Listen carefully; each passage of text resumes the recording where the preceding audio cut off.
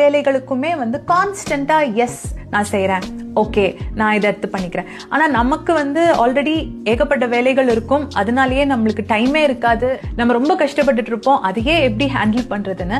But நம்மளுக்கு நோன்னு சொல்லிட்டா எங்க நம்மளை தப்பா நினைச்சுப்பாங்களோ, ஆர் நோ சொல்லிட்டா எங்க என்னோட திறமை மேல அவங்களுக்கு டவுட் வந்துருமோன்ற பயம் மைண்ட்ல நம்மளே கிரியேட் பண்ணிட்டு எல்லாத்துக்கும் எல்லா வேலைகளுக்கும் எஸ் எஸ் எஸ்ன்னு சொல்லிட்டே இருந்தீங்க அப்படின்னா எங்கேயோ நம்ம வந்து நம்மளோட ஒரு ஜென்யூனிட்டியை லூஸ் பண்ணிடுவோம். ஓகே, நம்மளுக்குன்னு ஒரு டைம், நம்மளுக்குன்னு ஒரு பர்சனல் பவுண்டரி, நம்மளுக்குன்னு ஒரு ரெஸ்ட் இப்படி இருக்கவே இருக்காது.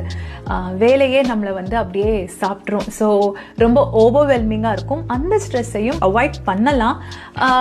எங்கெங்க முடியுமோ, எங்கெங்க அவசியமோ அங்கே நோ சொல்லி பழகுங்க. எல்லாத்துக்கும் எஸ் சொல்லாதீங்க. நீங்கள் எல்லா வேலையும் அக்செப்ட் பண்ணுறீங்க, எல்லாத்துக்குமே எஸ் சொல்கிறீங்கன்றதுனால யாரும் உங்களுக்கு அவார்ட் தர போகிறதில்ல.